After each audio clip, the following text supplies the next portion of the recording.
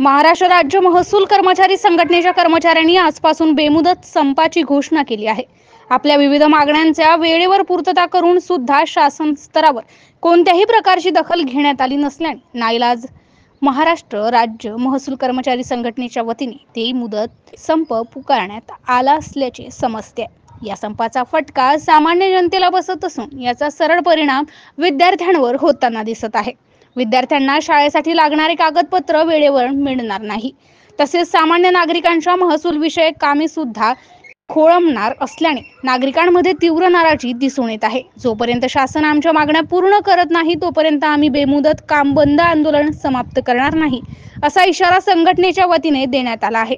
यावेळी संघटनेचे अध्यक्ष पी.के. गवई, उपाध्यक्ष पी.आर. राजपूत, सचिव एस.जे. भोगे, भारसाकडे, सातव मॅडम, गोरे यांच्यासह इतर महसूल कर्मचारी उपस्थित होते। MCN न्यूज मराठी करिता अर्शद इक्बाल, जळगाव।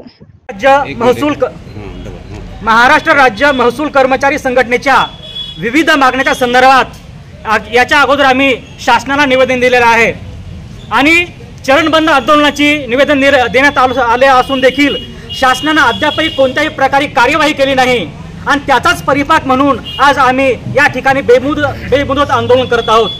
आम्ही बुधवार दिनांक 17/10/2024 रोजी शासनाचं लक्ष वेधण्यासाठी आम्ही काळ्या फिती लावून काम केलेलं आहे, परंतु शासनाने आणखी कुठलीही दखल घेतली नाही। म्हणून गुरुवार दिनांक 11/7/2024 रोजी जेवणाच्या सुट्टीत कार्यालयाच्या गेटवर निदर्शने केलेली आहेत।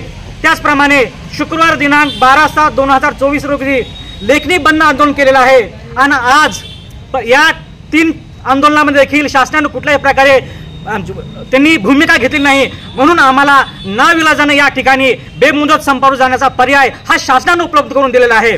वास्तविक पाहता या ठिकाणी जनतेची मोठ्या प्रमाणावर कामं आहेत।